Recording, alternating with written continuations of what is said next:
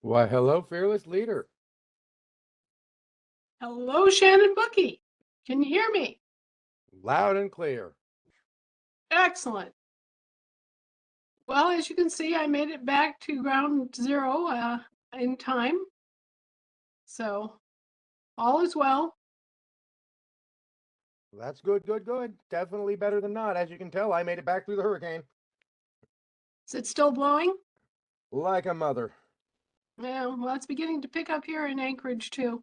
We're hearing the wind beginning to really whip around the corners of the buildings. So looks like the windstorm is moving or is expanding.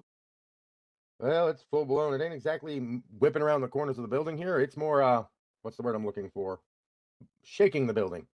Oh boy. It's an adventure. Welcome to Alaska. Yeah, no doubt. So here we are.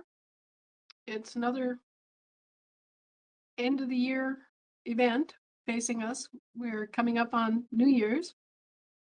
Many of the things that are happening will kind of close out over the next couple of days. And that's partially why you're seeing all this action go on. We are in the midst of major forces, economic and governmental and philosophical, all kind of coming to a head now. And I know that that is very frightening for many people. I don't blame you at all for being upset and concerned. I am too. Um, but it is resulting in some opportunities and some revelations that we probably wouldn't have had any other way. So um, I personally am feeling pretty good, pretty solid about where we're at in terms of organization and overall funding and the prospects that we have. Um, I'm hoping that we're going to be able to uh, get through this with a minimum of harm to our country, to our people, our government, our resources. This is a difficult time, but it doesn't have to be catastrophic. We are not in the situation that, say, China was in. And hopefully we will never go there because at the end of the day, our leadership and our demographics and our um, structures are so profoundly different. Now, for those of you who do not know this, China has undergone an incredible transformation, and it has foolishly allowed the decimation of its population. This is a major bone of contention, and it should have been fought. But the Chinese government made the wrong decision, in our opinion, because China's population, its labor force, especially its skilled labor force, has always been its primary asset. Its primary assets were its land and its people, and that's the way it always is.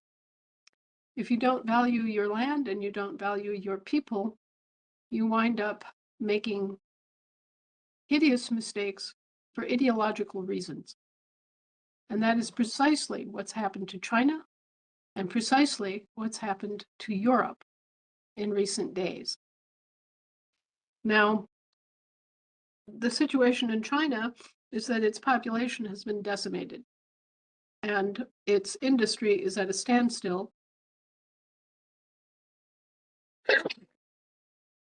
While it's going through a transition to a new buying market and a whole new paradigm of what's valuable. Pardon me. Um, they do have new buying relationships developing with the BRICS countries, and that's very, very good, very hopeful. But it's not sufficient to make up for the loss of the West and the buying market that the Western states and nations provide to China, at least not in the short term. So things are very rough in China. We would like to be able to help the Chinese people, and we could, and we would, but their government is, at least so far, not making the appropriate contacts and diplomatic arrangements to make that possible. So that's how that sits. Europe has made a terrible mistake, an absolute error in judgment, and it has exposed the roots of its own incompetence and the failure of ideologues trying to lead major corporations.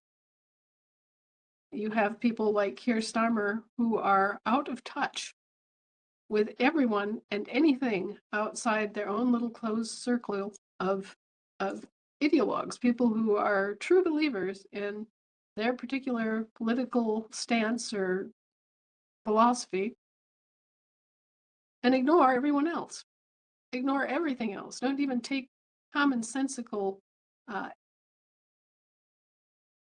steps to evaluate the world around them. And so you had these EU pundits and politicians thinking that they were going to take Russia's assets in Europe, seize Russian assets in Europe, and use those assets against Russia by donating them to Ukraine.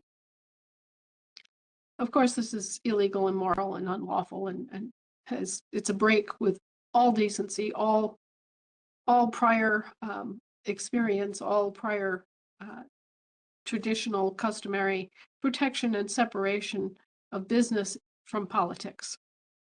And Russia has held that line for many years and has secured Western businesses operating in Russia. So Europe, the European Union, had absolutely no excuse for what it did to Russia, whether they liked the war in Ukraine or whether they didn't. And the result is that faith has been broken in Europe as a safe haven for investment. Another result is that the fools that did this didn't consider that they had $800 billion worth of assets at risk in Russian territories. So at most, they garnered $245 billion by seizing upon Russian assets in Europe, and they stand to lose $800 billion of assets in Russia, of their own assets. They were so stupid that they didn't even consider that balance and what they stood to lose if they did this. So when I say incompetent ideologues, I mean it. These people are a rare combination of arrogant and stupid, with no sense of what is real, what's human, what's common. And so they went ahead and they seized upon all these Russian assets, and then they seized upon the profit coming in from those Russian assets, factories and so on, and they tried to legalize what they were doing by tying the return of those profits to Russia making war reparations to Ukraine.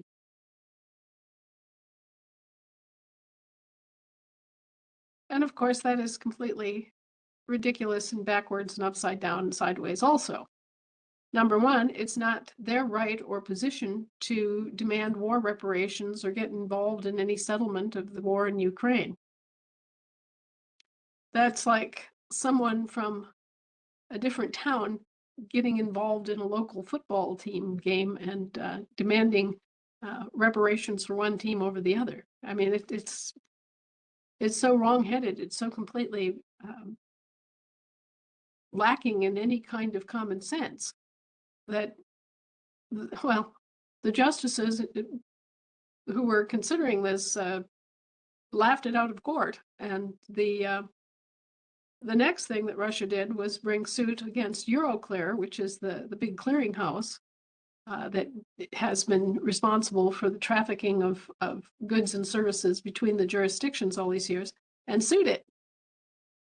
So now we've got a real nice kettle of fish boiling in Europe, and it's affecting the European economy because all of the people, all the other countries that have assets in Europe, both cash assets and physical assets in Europe, are taking them out of Europe as fast as they possibly can because they realize, oh, well, if we do something that the European Parliament doesn't like, they'll seize all of our money and our assets, and it's not a safe place for us to do business because they're politicizing business. And so they've lost that advantage that they had for many, many, many, many years that came from holding business apart and separate from politics. And they just threw it away. It was probably their most important asset. And they just threw it away willy-nilly over putting their noses into basically the business of Russia and Ukraine. The Ukraine, by the way, has already been meddled with enough by Europe and NATO and forces aligned therein, and that in 2014, the elected government of the Ukraine was replaced. The entire elected government was attacked, murdered in broad daylight, and replaced by Mr. Zelensky from Florida. So what does that tell you? Once again, today I had the occasion to say, hey, we're dealing with thugs, we're dealing with criminals.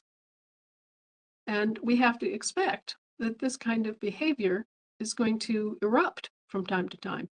And you're going to see the belly of the beast. Well, there's a good example of it.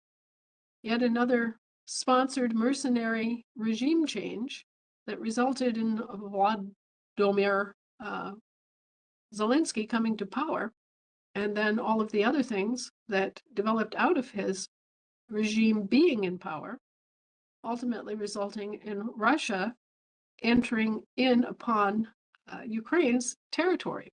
Now, one of the things that people need to understand, and which Jeffrey Sachs has been at pains to explain anytime anyone would let him talk about it, is that technically Russia was acting within its treaty rights.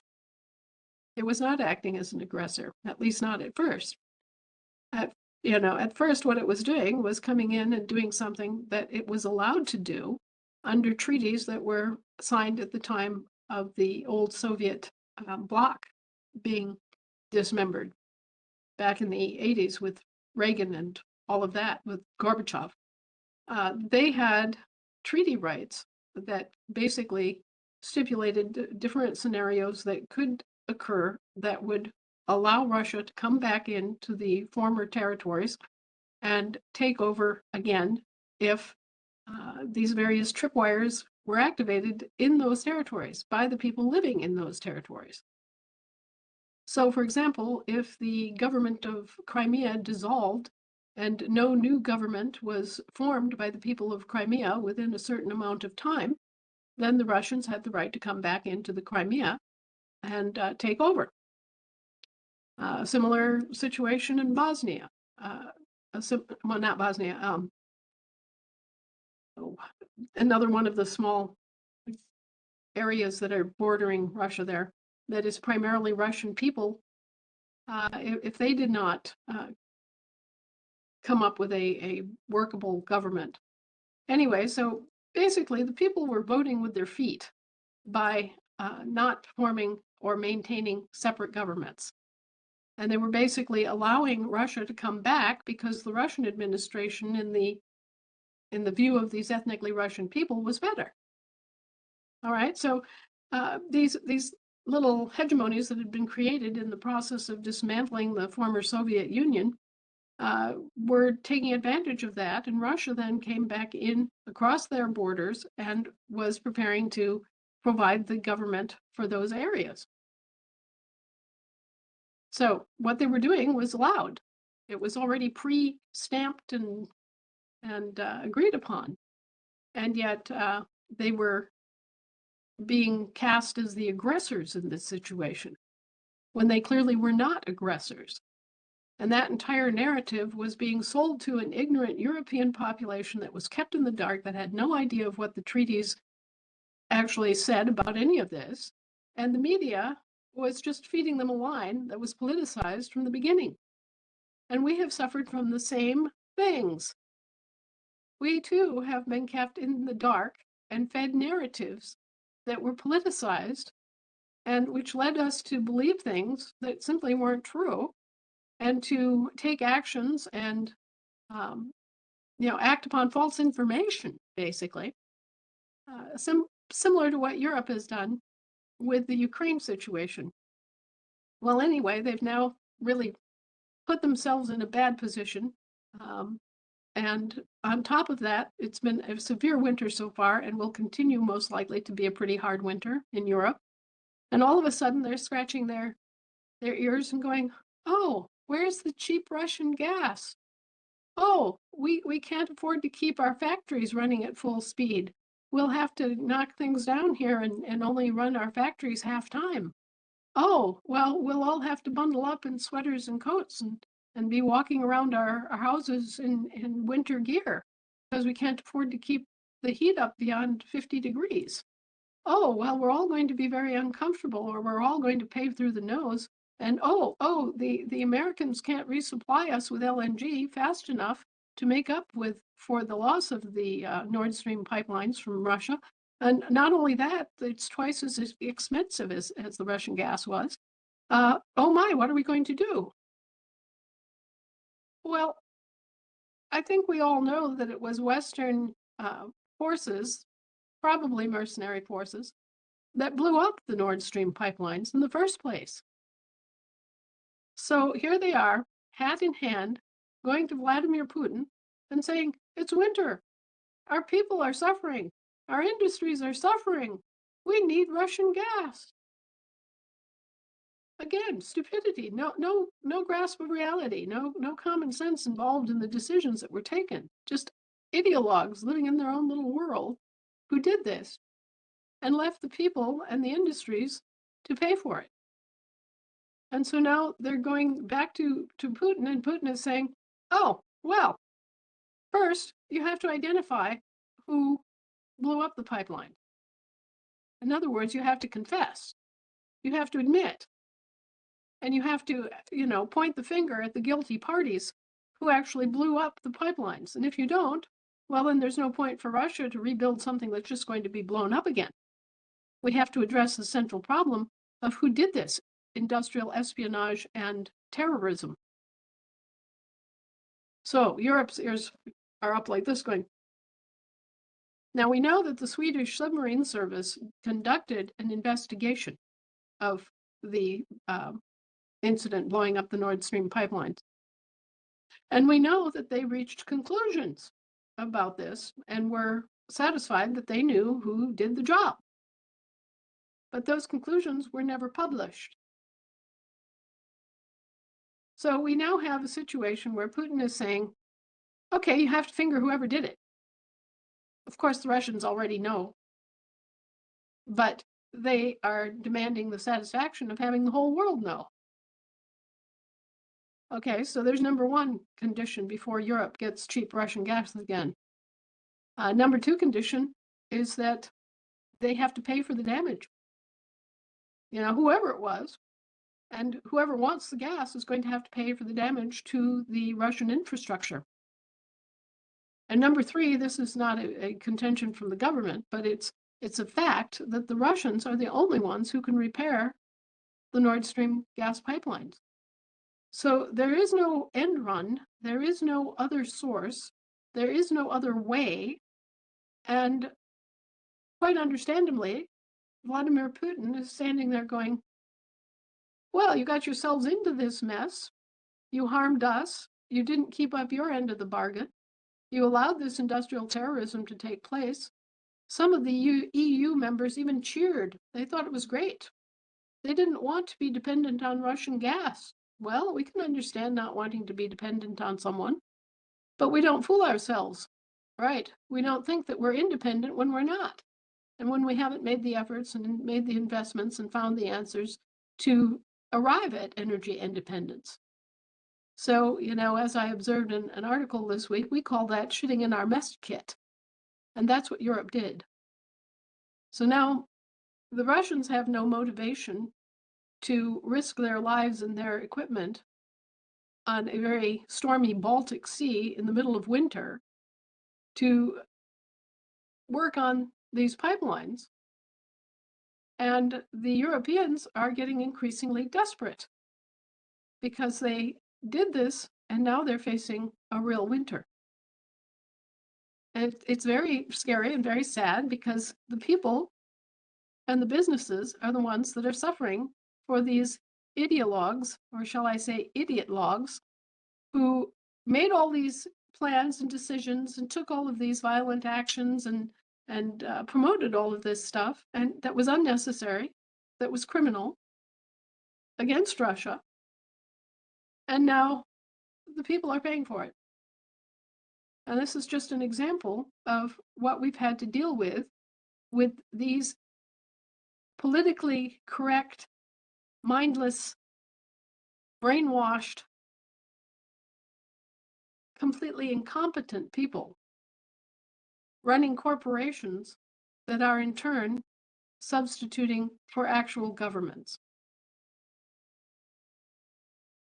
I can't think of a situation to compare this with, but as I've just demonstrated, this is a problem which has infected the entire world.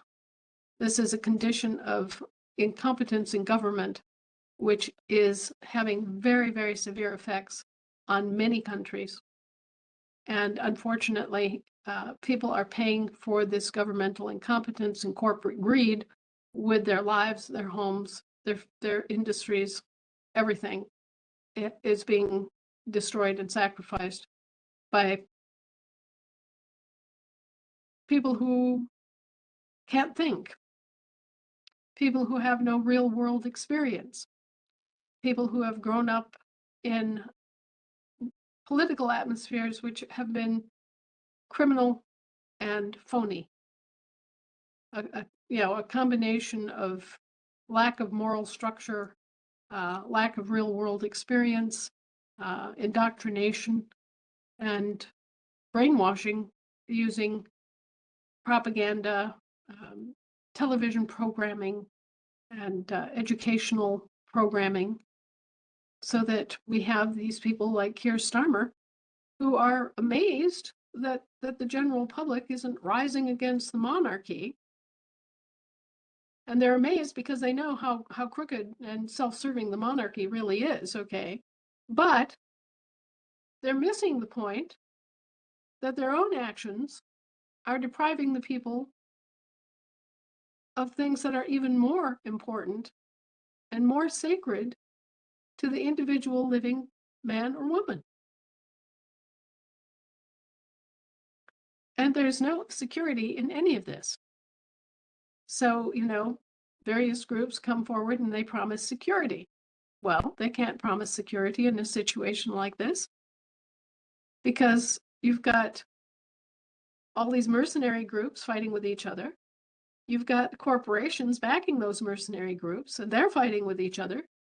And you've got all of these governmental corporations that are basically standing in and substituting for government when in fact they are usurping against their employers. And all of this makes for chaos. It makes for utter complete chaos and lack of stability and lack of security for everyone concerned. And why do we employ governments in the first place?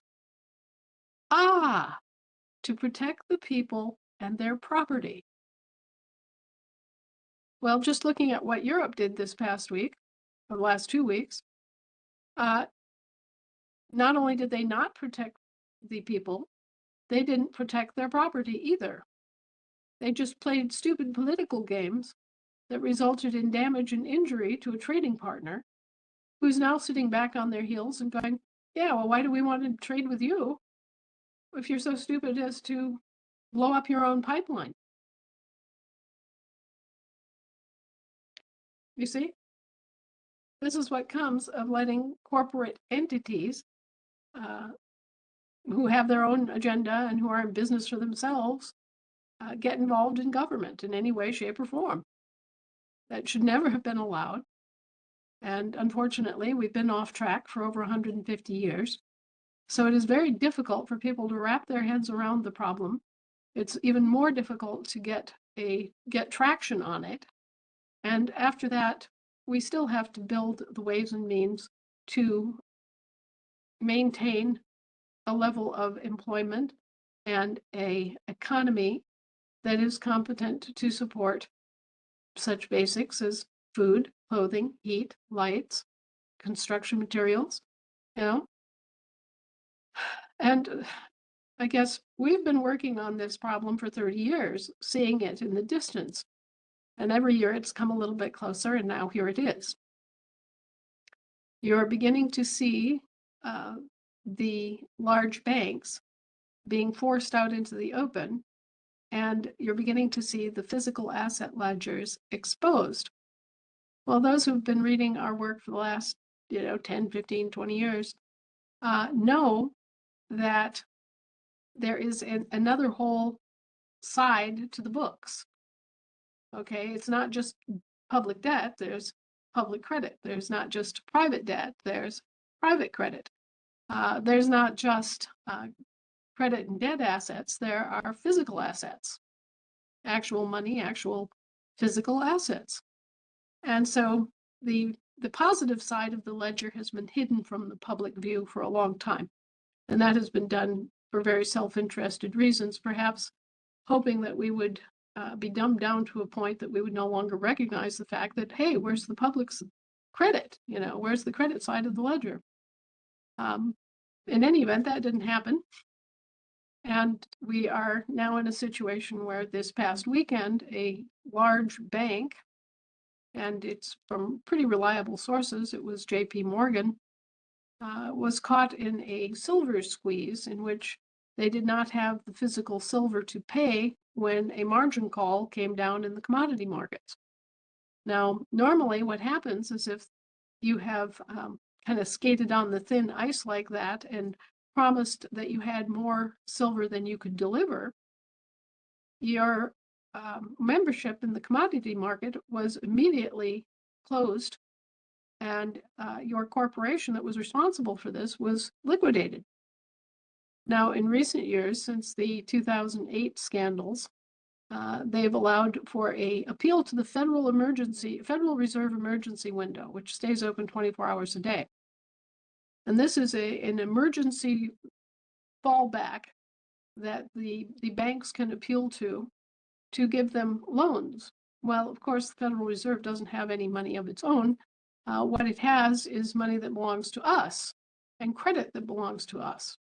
So it was kind of an amazing thought that JP Morgan could go to them and get first a $17 billion dollop of bailout money, and then within about 24 hours, another dollop of $34 billion for a total of $51 billion that was just kind of ginned up out of basically inflation.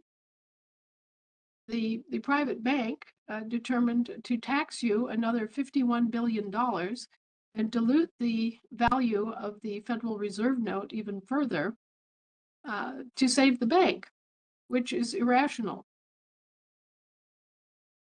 So everybody's scratching their heads and wondering, well, how is that even possible? Why didn't they just liquidate JP Morgan? That's what they're supposed to do, unless there's some really huge, compelling reason or some injustice at play or some claim of fraud that would justify allowing it to continue to trade and continue to operate under these circumstances. Well, what everybody is forgetting is that in 2009, the Federal Reserve System went bankrupt.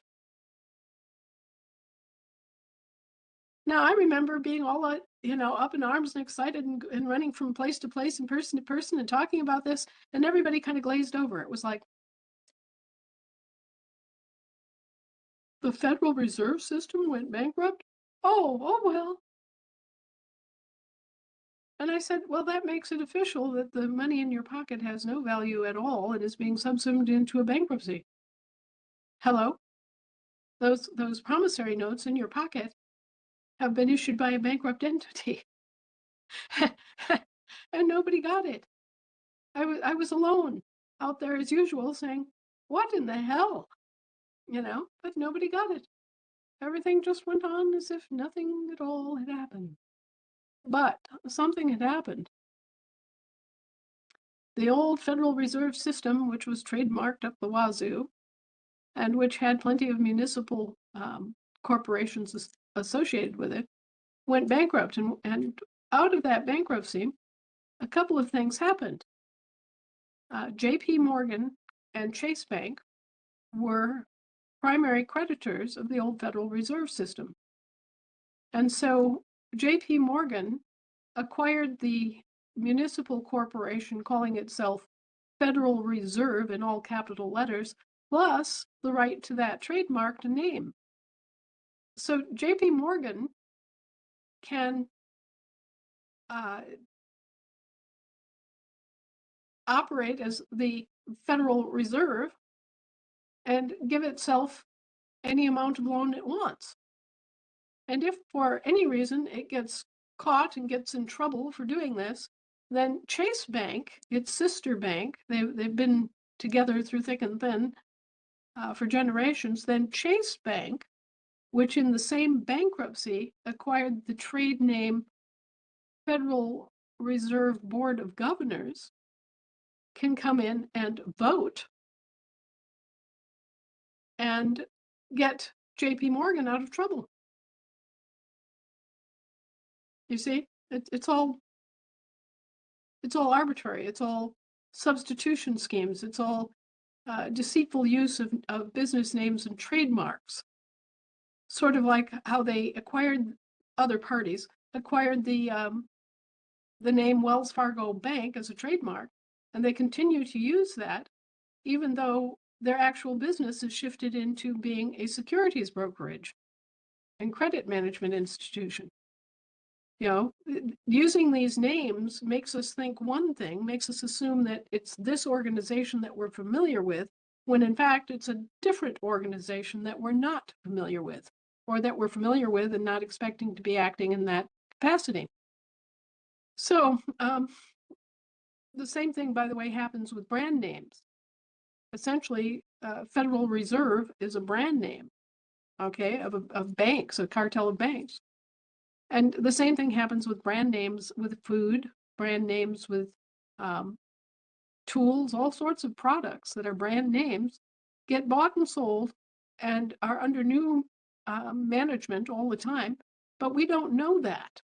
And so we continue to buy based on the assumption that we're buying the same old product from the same old providers, and it's going to be consistent, and that is not true.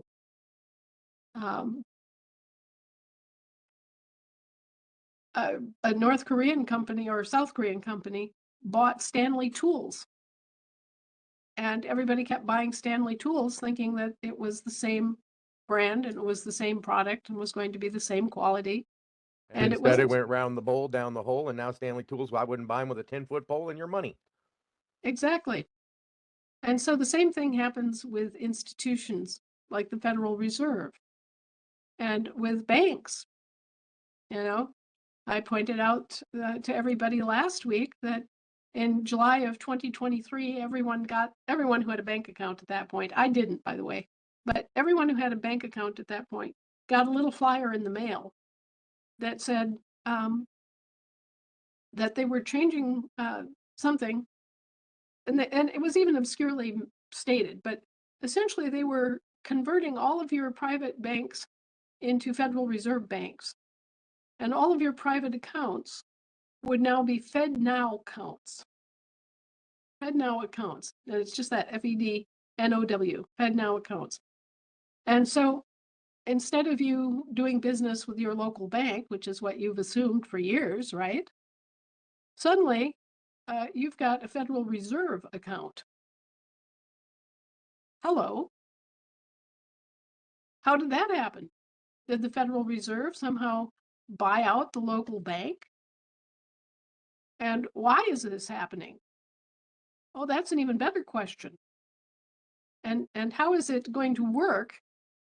You know, Joe average American using their bank account to pay the light bill and buy groceries and gas. How is that going to work with the Federal Reserve System so that the central banks now have control of your little private bank account and can tell exactly what products you're buying and which brands you're buying and how much you're spending on each thing? Hello, hello. When did you ever agree as a consumer of banking services to allow your private little hometown account to be taken over by the Federal Reserve Central Bank? And why would you agree to that? And why did your bank agree to that? What's the backstory here, folks? We all really need to know, because these are foreign private banks run by foreign private banking cartels, and every little bit of information about you and your buying preferences and habits has been sold to the Federal Reserve, which is now operating your local bank. Okay, so you go about your business. You don't see this tiny print, one line disclaimer in the back of this little pamphlet, right? And even if you did see it, you wouldn't have the technical jargon skill to understand what it said. Okay. So they've pulled this bait and switch type substitution drill again, and you now are dependent on a central bank, and all your buying preferences and everything are just wide open to the central bank to observe and calculate and surveil and analyze and make use of, and you don't even know it.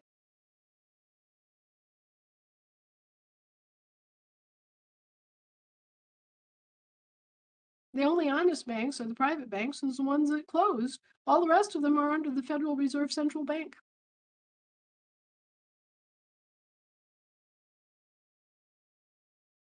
True fact. So this was being done a couple of years ago during the Biden administration, and technically it's illegal as hell, like much that was done during the Biden administration. And it has left the people of this country and the businesses, especially small businesses, uh, as prey for the Federal Reserve, which is a foreign central bank cartel that is run as a private government out of an enclave in Switzerland, as a city-state, a Federal Reserve city-state, that the Swiss government obligingly cut out of Swiss national soil and provided for them so that they can operate like Liechtenstein or Monaco or the Isle of Man and claim to be their own little hegemony, their own little government, their own little country. So now you begin to see how the oligarchs have developed all of this and have completely evaded law and custom and used commercial means to promote this entire charade, and have continued to pretend that there were constitutional contracts and governments, and that there were sovereign entities in operation. But in fact, they weren't your sovereign entities. They weren't your governments. They were foreign governments that had been put in place by a system of crooks, basically. And right now, you are seeing a giant battle in Britain in which the monarchy is fighting for its life, and it's invoking certain powers against the parliament, and the whole thing is chaos. I mean, laws that haven't been exercised in 300 years are being drug out of the closet and used to do this. Ooh, can I And challenge people to duels now? basically, I'm in. um, King Charles has come out and called the parliament on the carpet. when the Parliament thought that they were in complete control no matter what, they blindly stumbled along and into territory where he could do that, and so he has. And good on him, because in the process of saving the monarchy, which is a selfish aim for sure, he will also probably be able to save the sovereignty of the British Isles and all the countries located in the British Isles. Now, this is again causing a great furor and a denouement of, an exposure, a revelation, another word for it, the revelation, okay, is taking place right around us, where all of these things are suddenly coming out into public view. Now, our country is blessed in that it already has many options and associations and friendships that extend among our people, among our 50 states, among our many native nations. We have worked out our relationships in a peaceful way so that we can go forward. A lot of countries are not that secure in their own self and in their own customs and traditions, and they are having a harder time being able to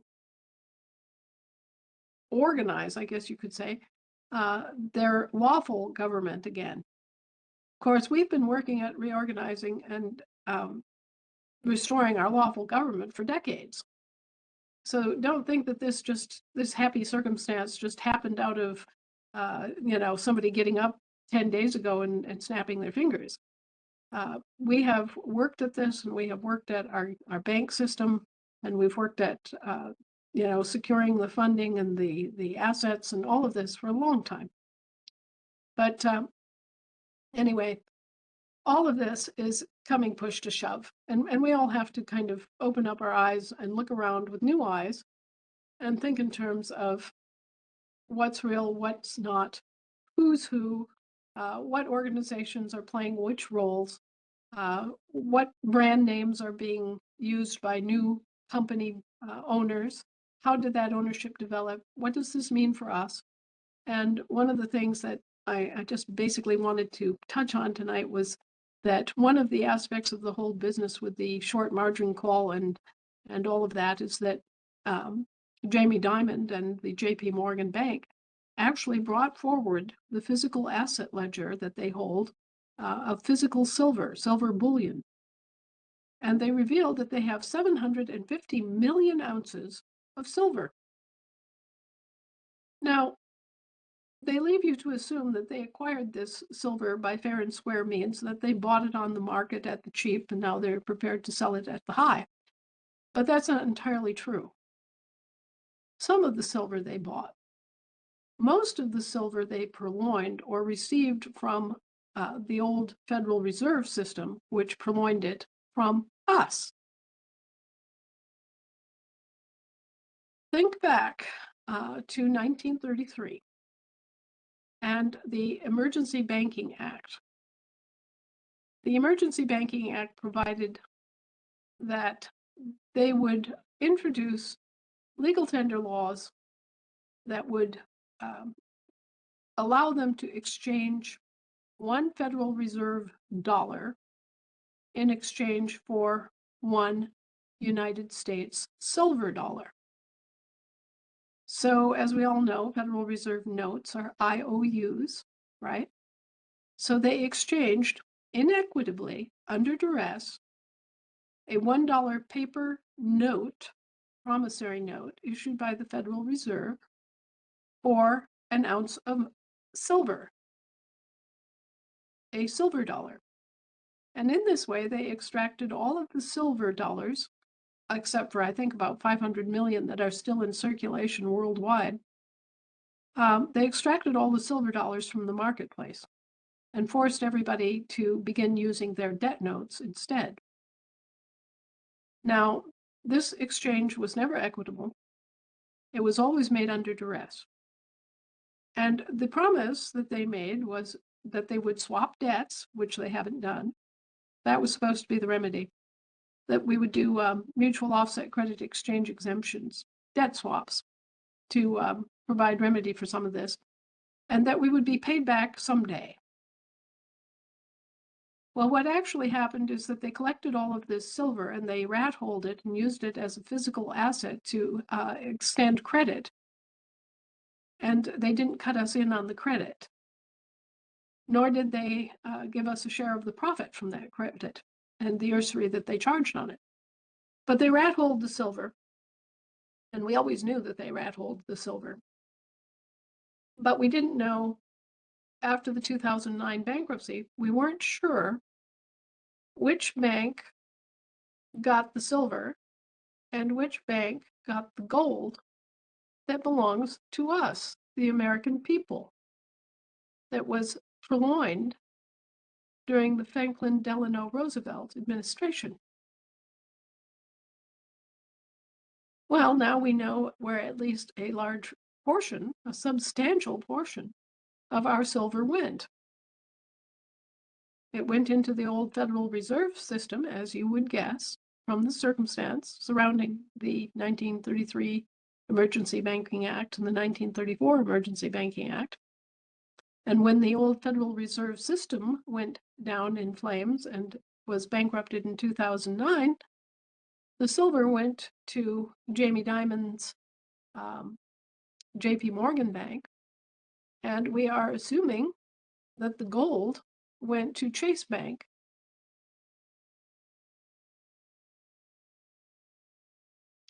So we are leaning the portion of silver that legitimately belongs to the American people. We are making reasonable provisions to try to ascertain how much of that silver hoard that is now being used by the JP Morgan Bank is ours. And we are eyeing Chase Bank as the receiver of the gold assets. One second, I might have something I need to attend to here.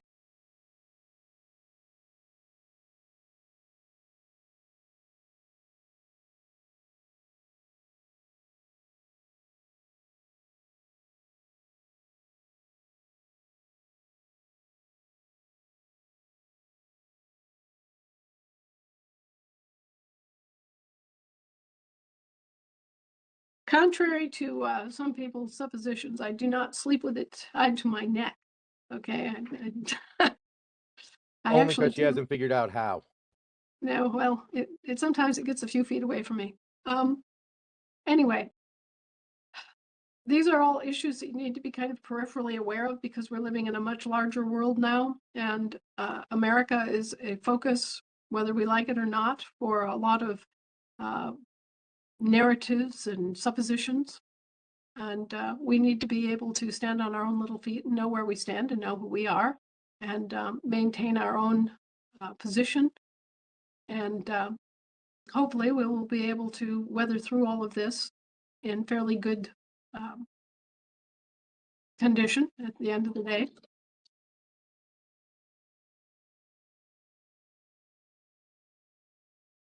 We are trying to put together some additional funding.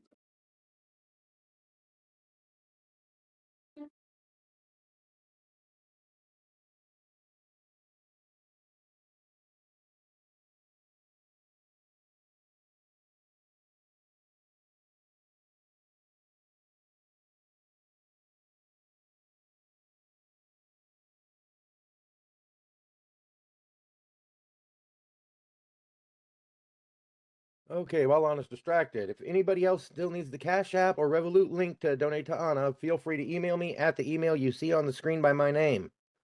I will happily send on the link for you. Yep, and we still take silver. We take donations through the AnnaVonRights.com website. We take donations through the Tara websites. We're doing everything we can to get through this, and we have some extraordinary needs that have come up over the last several months that you're more or less aware of, so I won't go into it again. But I'd like to say no more children. I've got enough. or cats. He has a surplus of cats. Not for long. You're fixing to be taking one. So he says, anyway, we do have a surplus of kitties if anyone needs one. Um, we have had some extraordinary travel expenses. We've had some extraordinary equipment failure issues. We've had some extraordinary legal expenses. We are developing an entirely new response to this whole situation in which we find ourselves. We are going after their lack of authority and the personage and barratry, which have been practiced against us as an entire country. And so we are definitely in gear to destroy all forms of taxation which they've used in the past, except such things as a tax on tobacco, which they were allowed under the original regulatory theme. Anyway, they have been stripping us of our assets. They've been illegally enslaving and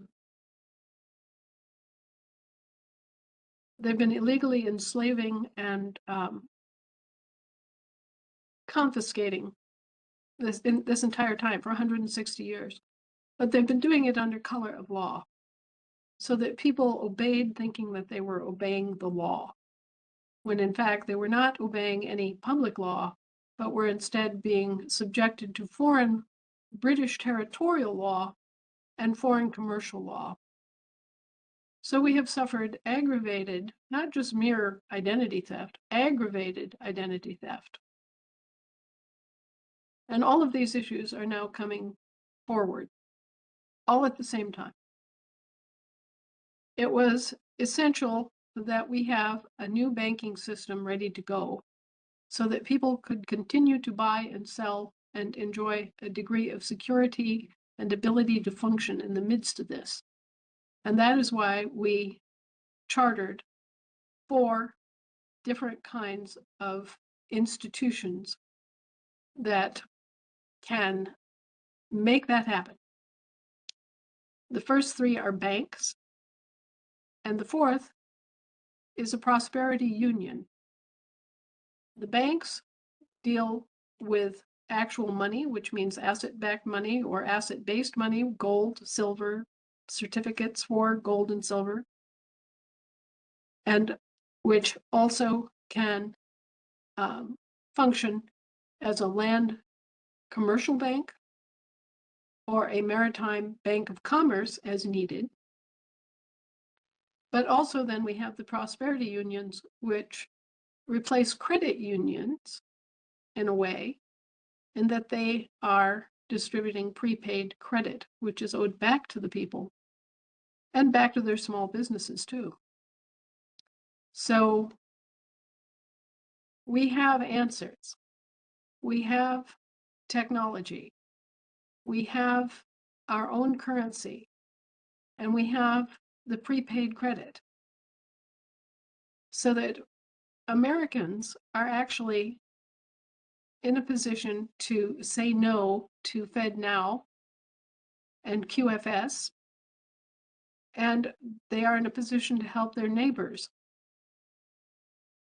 So please think about these things, ponder them in your hearts, go over the information again, understand that we've been in the jaws of an extremely criminal empire built by commercial and municipal corporations, by tiny little city-states dotted all over the earth, by the use and misuse of law to create a form of lawfare that we call lawfare, for lack of any other better name, and that the corruption of this system, which is, if you want to see a good example of it, look at the British Raj system in India, or look at the government of South Africa under the British South Africa Company.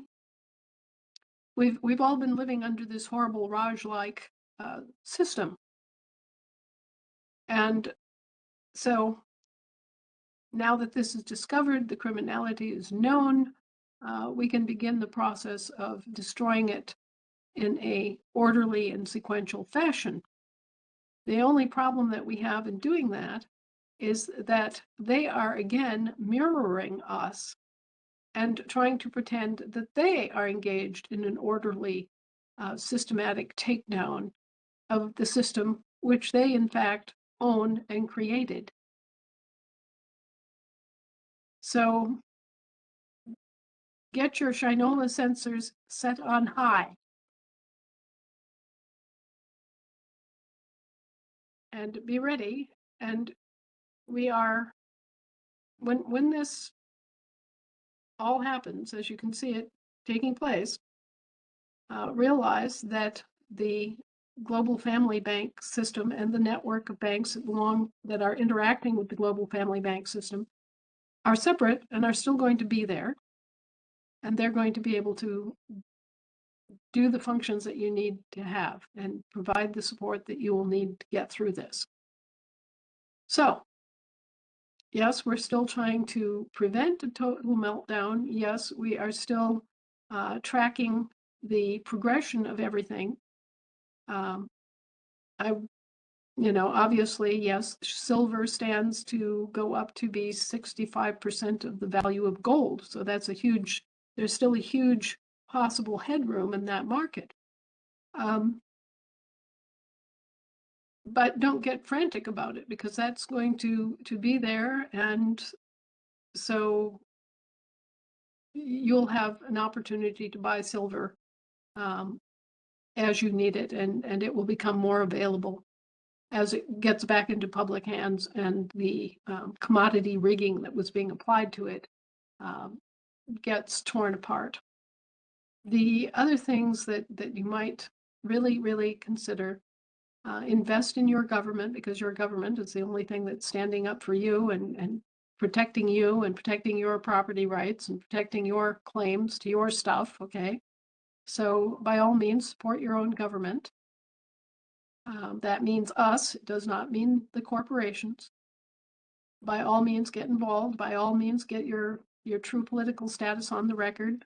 If you have people that are waffling around who can't quite figure out it's more advantageous to be an American than virtually anything else on the planet, well, give them the extra little boot in the butt and explain it to them. Then think about what you can do to get yourselves into a position where you're more secure. Because try as we like, and all the things that we've done to make life more secure and to make life better for you, the whole situation is very tenuous in many regards. We don't know, for example, whether JP Morgan Bank will graciously admit the provenance of the portion of silver it has in hand that belongs to us. There are hundreds of situations like that. That's an important one, but there are hundreds of situations like that, and there are over 5,000 large family and foundation trusts that are equally contested. Not to mention all of the individual trusts that were established under the birth certificate fraud scam. So there's an awful lot there, and I won't call it a pitched battle, because it's not a war. It's a it's a mental and spiritual grasping of an understanding of what's right and who's who. Once that's done, there really isn't any argument. Getting there is the problem. So do what you can do to batten down your own hatches. Try not to be too disturbed by all the things that you see and hear going on. Concentrate on now, just now, today, and what your needs are, and be grateful for the good things that you have, the good relationships you have. If you have a roof over your head and food in your tummy, be grateful. Bring back those old-fashioned values that your grandmother taught you, hopefully, or maybe your great-grandma. Cleanliness, orderliness, fairness. All those old traditional values are like gold. They are, in fact, better than gold. And those of you who have a good standing reputation in your communities, treasure that. There are many people in this country who forgot the value of having a good name and having good character.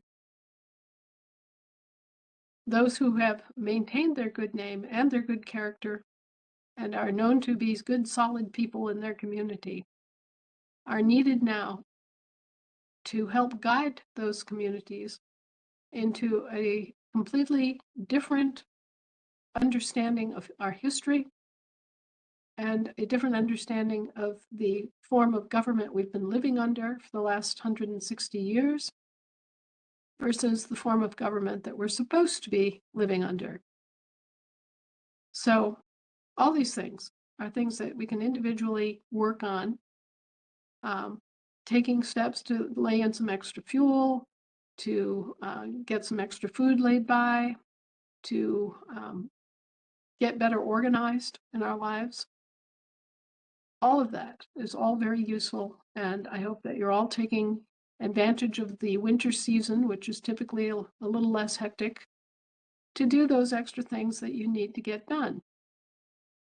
I would suggest that everybody think about having a prior medical director.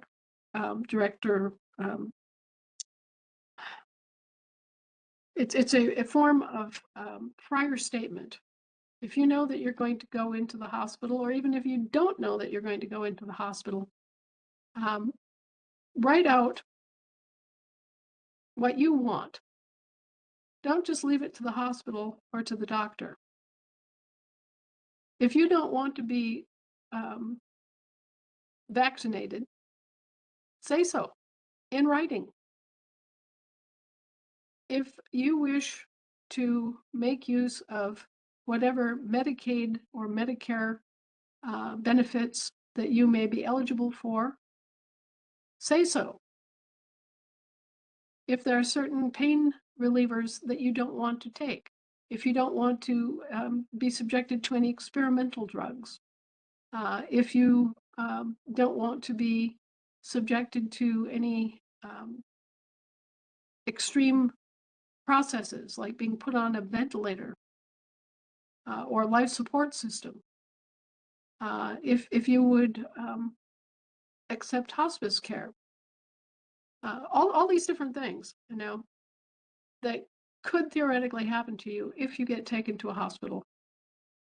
Think about it in advance so that both the hospital and your family is relieved from that responsibility for you in the event that you are taken ill and wind up in a hospital environment or are injured, frankly.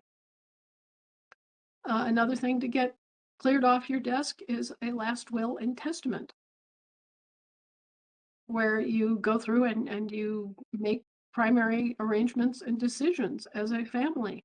Okay, well, God forbid. What happens if, as sometimes happens, mom and dad are coming home from the movies and get smashed into by a semi-truck and both are killed dead instantly on the spot? What happens to the kids? If you have minor children and you don't have cut and dried wills done that make provision for them in the event of your death or permanent disability, then you're not being a good parent, are you? We're all mortal. And when we have minor children, we have an obligation to them to provide for their care And that means designating who their guardian is going to be in the event of our death or disability. These are things nobody likes to think about, but we nonetheless have to think about them. And if you have minor children, having a will is very important. It should be a last will and testament. It should be witnessed by at least 2 other people. It's okay to additionally use a public notary as a jurat witness. And so basically, you're just asking that public notary to witness the fact that you and your witnesses are who they say they are, and you are you, and that you did this. Okay? So that you could have your signature, your 2 witness signatures, and the notary witness as a witness signature. And that way you have this in your hot little hand.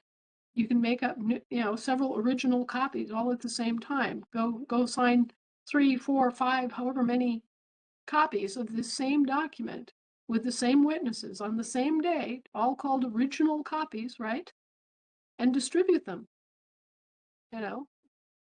Give one to your brother who lives in Topeka. Give one to your cousin who lives in New York.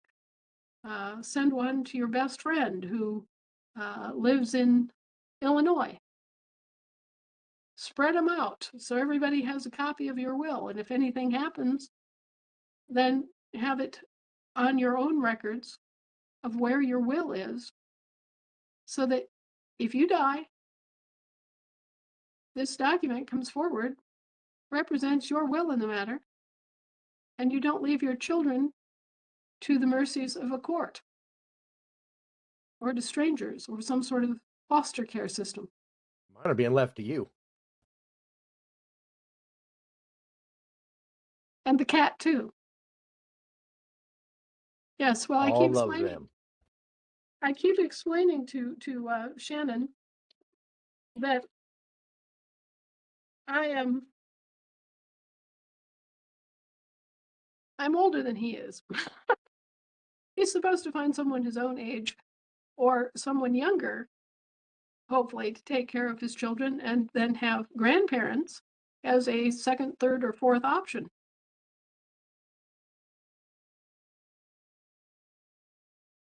Don't That's worry. the idea. Uncle Eric is the second option.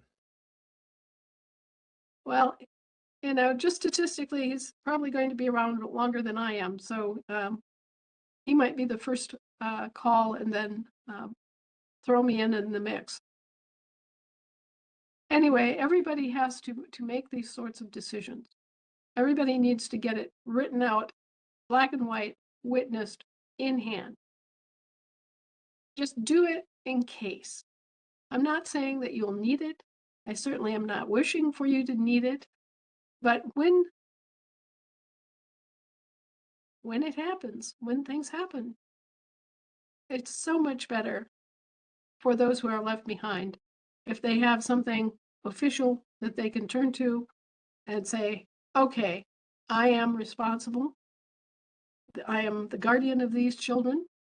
They have been left to me, and I am going to take charge of raising them and providing for them.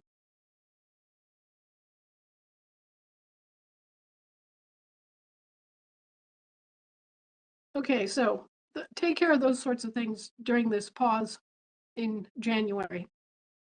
Get it done, even if you've been dragging your feet for years and not doing it. Just get it done, get it off your plate, and then you can rest easy and not have to worry about it again.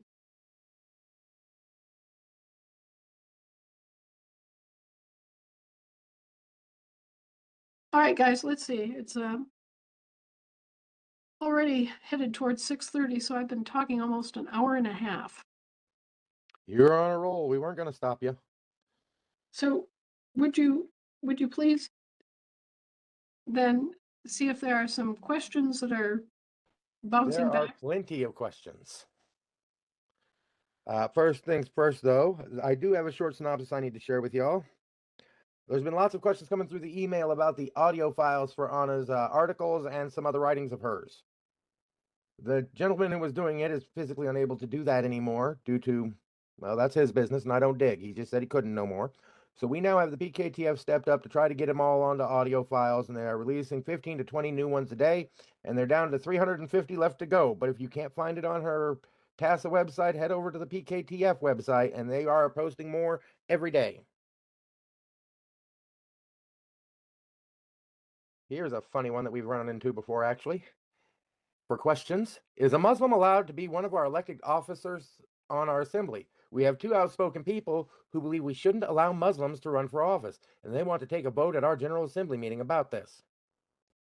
Are they American Muslims? If they are, we practice separation of church and state. And the words church stands for any religion. Okay? When we go to work for our government, we're supposed to leave our religion behind. We're not in a religious venue. We're not supposed to be dealing with religious topics. We're supposed to be dealing with government and the issues of government. So it's entirely appropriate that we separate church and state. We do not have any form of theocracy at all. We do not practice Sharia law. We don't practice any kind of specific denominational or ecumenical law that is attached to a theocratic structure. I know people get confused because the Ten Commandments were adopted as the basis of common law long, long ago, and they form a basis of ethics that are endemic to law on a worldwide basis. But that is not the same as saying that they are Jewish law, or they're Christian law, or they're Muslim law, or they're Hindu law. Virtually all religions, with the exception of Satanism, have strict prohibitions against lying, thieving, murdering, looting. I mean, those things are so widespread throughout all cultures, all customs, all religions, that they don't belong to any one religion. And it isn't a matter of theocracy, it's a matter of ethics and human decency, which has been proven out over millennia. So don't mistake that that foundational principle of the common law as being theocratic. It's not. And there's really no reason that someone who is Muslim cannot function in a role in government as well as anyone else. So if they're an American Muslim, if they were born in this country or they were properly naturalized and they've now become members of a state assembly as a result, of course they can serve in an office. They can be a committee chairman. They can do things just as well as a Hindu can do all of those things. You know, it's not restricted. It's public, and the public includes quite a few Muslims, quite a few Jews, quite a few Hindus. You know, we have a wide spectrum of different religious and spiritual practices and beliefs and views. But where we have to place our attention is on what we have in common. So Shannon, do we have another question? I think we answered that one. Yep, sorry, I was in the middle of trying to talk and not having a mic on. Okay, next question. So with many becoming wealthy, how is the resulting immense inflation going to be controlled? Oh, isn't that just the question of the hour? Well, you see, there's this wonderful ping pong teeter-totter effect. When fiat money goes sideways, upside down, and backwards and is destroyed either by hyperinflation or deflation, the underlying assets become more and more and more valuable.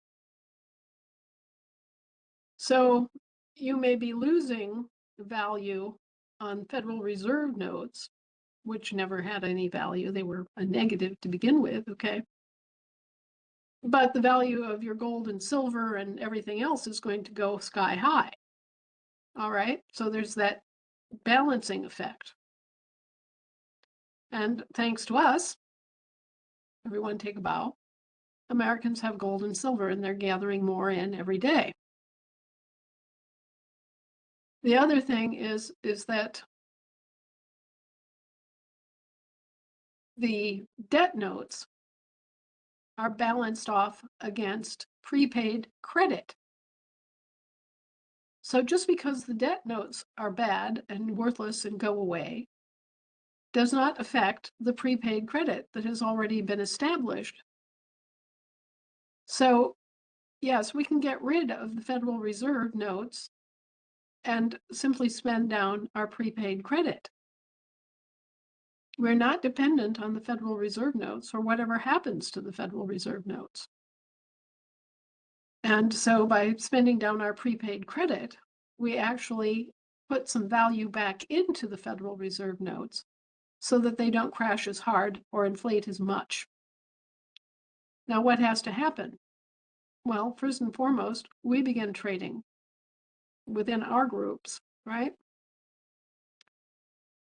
And we basically use our position as the priority creditors of all these banks and all these institutions to force them to come to the table and sit down and deal with this whole situation in a realistic fashion, such that the Federal Reserve notes can be removed from the marketplace and replaced by prepaid credit.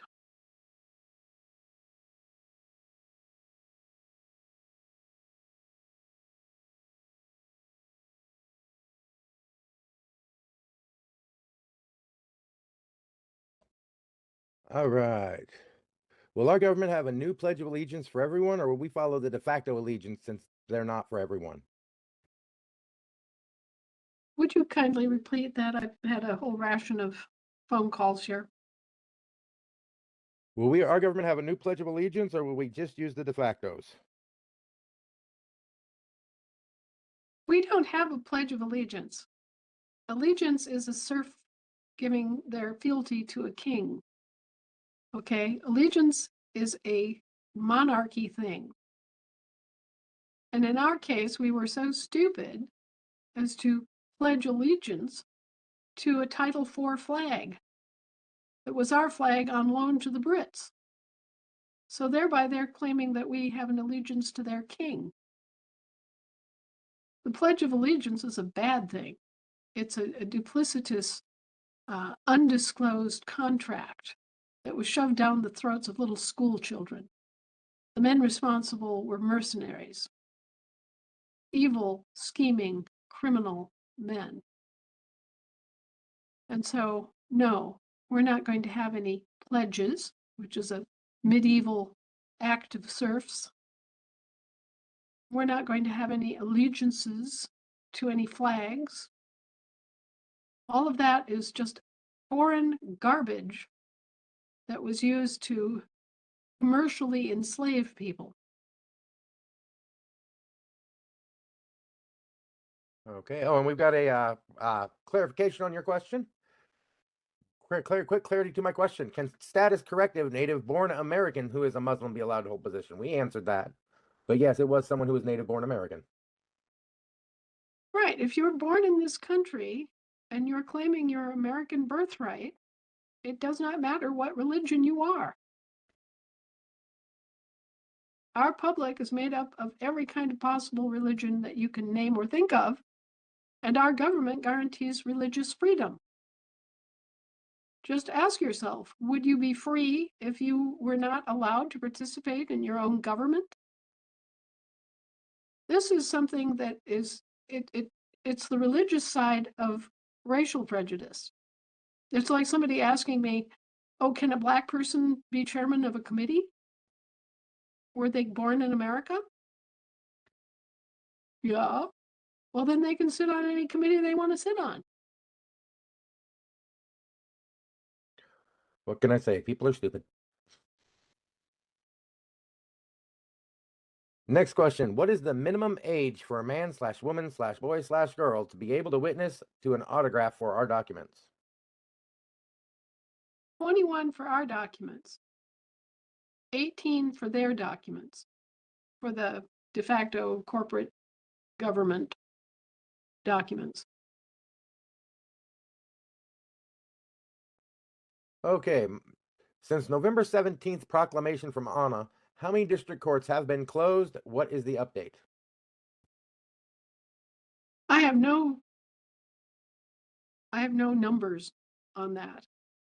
I know that there has been action taken to close them and to redefine their purpose and function. But as for how many or in which states, or I don't have that under my thumb and forefinger right now. Okay. How long will it be for individuals to gain access to their GFG accounts after the vendor accounts are active? Or are they all going live at once? You can buy from vendors. The connect between the vendors in the GFG system and the people is already there. So when that opens up, you'll be able to buy from those vendors.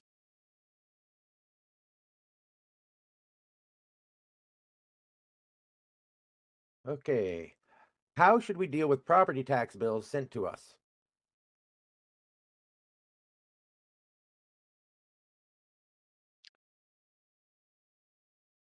What we should do, in my opinion, is send them back a demand for a voucher for a mutual offset credit exemption.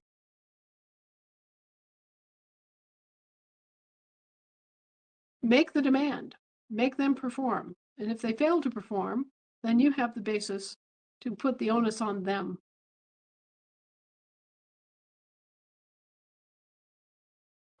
Okay, next question. Is there a way to deal with HOA fees for condominiums? Well, you've signed a contract and become a member of that HOA, and presumably that HOA has a structure and some sort of election process or whatever that it was established under. You need to look at that first to see if you have reasonable means of redress. Part of what makes a condominium work is that you do have an HOA and you do have group standards for the operation of the joint habitation. And you almost have to have that kind of structure with a condominium. But we've seen a lot of examples of where HOAs are overcharging for the services they provide.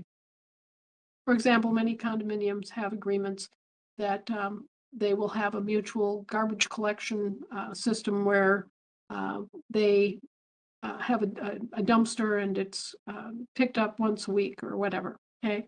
Or they will have an agreement that they're going to pay for snow removal, things of that nature. And what we found is that some HOAs are really padding those costs, and just driving up the cost of basic services like trash removal and snow removal and that sort of thing, sky high. I mean, way above anyone's possible understanding or agreement at the time the HOA, um,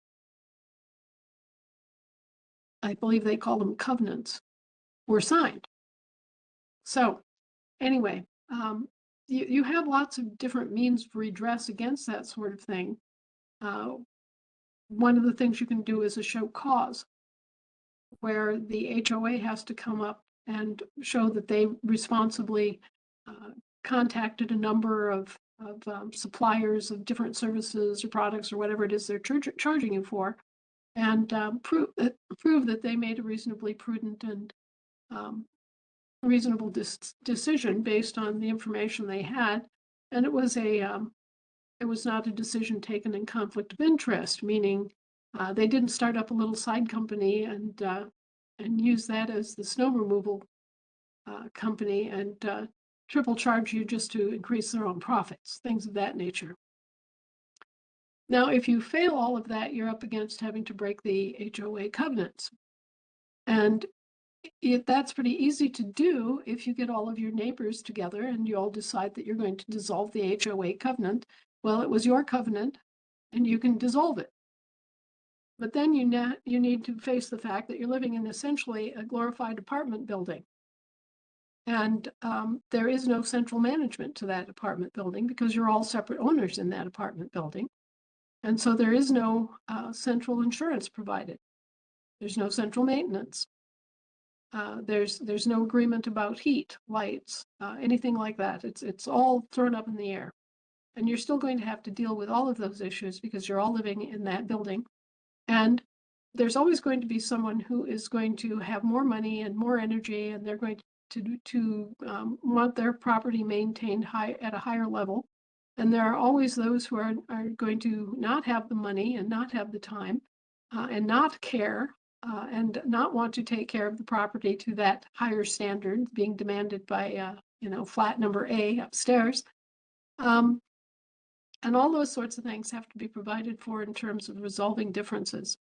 You basically all need to sign an independent arbitration clause so that you can get these things worked out without going to court. So that those are all considerations to think of. Otherwise, an individual going against an HOA had better have a pretty good reason for not paying their dues. Okay, next question. Can we convert our AFDs to cash and have it transferred to a regular bank account? Well, you could in theory, but why would you want to do that? I mean, the idea is so it really makes no sense. You would have no reason for a conventional bank account past the collapse of the banks, and the banks are on the verge of collapsing right now. So you really have to think about what you're exchanging, something that's actual, factual, that has value, that is growing in value, or something that already is recognized as being worthless. Okay, and the next question. How would a vendor's account get funded? Would it be funds from the prosperity account? Now, the vendor's account is the vendor's account to sell things to you. And so say that I'm a small unincorporated business owned by Americans, and I decide to set up a vendor account with the Global Family Bank system. All right. Those vendors have agreed to accept AFD or prepaid credit for their products. Okay. So you can do this directly with those vendors. And once this whole thing gets settled, you'll be able to take your card, okay, which works like a credit card. You'll be able to take that and go to vendors like Lowe's and Walmart and all the other vendors there are of things. You'll be able to go to them and use the QFC on your card to do the exchange. You won't actually take gold and exchange it and get euros or get FRNs.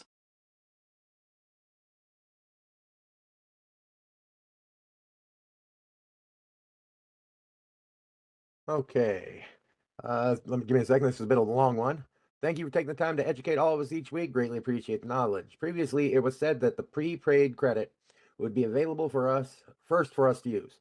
And then later, you had mentioned that everything was so close to being done.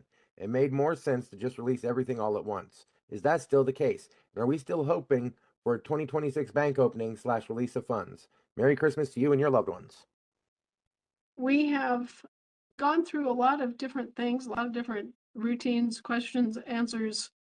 When we started this, we had gone through an entire process, and it looked like we had to have 3 different cards issued to each person. So we were looking at the logistics and mechanics of issuing 3 different cards to each person, of having to maintain those 3 different accounts, of having to provide security for each one of those specific accounts. It was a lot of work, and then we figured out that we could have just one card that would be a master account, and that would greatly, it would make everything very much simpler for the bank and for the people using the bank. So then we put in extra effort into making just one card that will handle all the functions and will automatically be able to um, take a purchase in any one of these different realms and rightly distribute it. And so that if you have prepaid credit, it goes to prepaid credit. If it is an AFD, it goes to a gold transaction. And if it's a silver transaction, it can go to a silver transaction. We have these different, I won't say pots of money exactly, but we have these different transaction groups that all have to be connected. They all have to connect to different exchange rates. And each day it has to be updated. And so, we had these 3 different cards trying to manage that. And instead, what was developed was sort of like a traffic circle where, the transaction comes in and it just circles around until it hits its right exit. And that allowed us to do just one card instead of 3. And so that's what we've been going through the last couple of months. But in any event, this simplification will make it ultimately easier on everybody. And we will we'll be getting that out as soon as possible. I'm getting rather testy. I'm tired of waiting as everybody else is. And the obstacles and the people causing the obstacles are so selfish and so short-sighted, and if I may say so, so stupid that This is where the ability to use old laws and challenge someone to a duel comes into play, right? yeah, I mean, so much of the obstruction is not only unnecessary, it's actually detrimental to everyone involved, including the people who are causing the obstruction. True fact.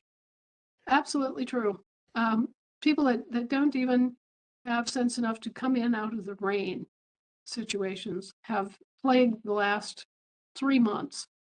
And as usual, I find myself getting blamed for things that I advised against and had nothing to do with it. It's funny how that happens. Okay, next question. 3 members of our assembly used indemnity bond as instructed to offset their mortgages following the instructions provided. The respective mortgage companies ignored the instructions, claiming under review or not acknowledging at all. What can you suggest the members do to get that remedy sought? Also, can you estimate how long before we see the IRS will no longer coerce personal income tax? They're not supposed to be coercing it right now. And the other thing, Oh, as far they as are. the mortgage companies are subject to mutual offset credit exemptions, credit swaps, just like everybody else, until they're completely wiped away, which is in the works, because those are not our mortgages. Okay? You've been paying off mortgages owed by the Queen of England. You've been paying off property taxes owed by the Queen of England. You've been paying off all sorts of bills that were owed by British subjects or by Roman municipal citizens. You've been paying everybody else's bills. So this is coming to a halt.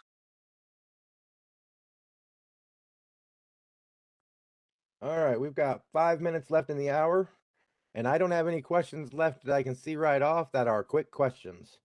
Okay, well, I've given my voice more than enough exercise tonight. I think we could wrap it up. Oh, We're still hanging in there, folks, and we're going to continue. Those of you who can, please help in any way that you can. Those of you who are in Pennsylvania, I hope that your ears have been ringing and buzzing, and that you know that you're being talked about, and that the move to restore the capital, the national capital in Philadelphia, is very real and very much on our minds. I'm going to be counting on Philadelphians and the people of Pennsylvania and even some of the people from the surrounding states to lend a hand. It's going to be a great project, and we hope to have it done in the next few months. So everyone who's in that particular area, put on your thinking caps, consider the options and the opportunities and the important aspects, historical and otherwise, that need to be considered. So anyway, with that thought, it's a happy thought, by the way. I will give you all my best wishes and my God blesses for the entire year to come. We will be seeing you in 2026 next week, the same time, same station, but it will be a new year. And so in between then, know that you're blessed and you're loved and you do actually live in a very great country. And, you know, take some time out to reflect on all that is good in your life and all that you can envision that is wonderful, and take some time out with your families this New Year's. Take a little time to have those discussions and set up those plans and look forward as a family to 2026. All right. Good On that night, note, everybody. rest well, dream of the impossible. All.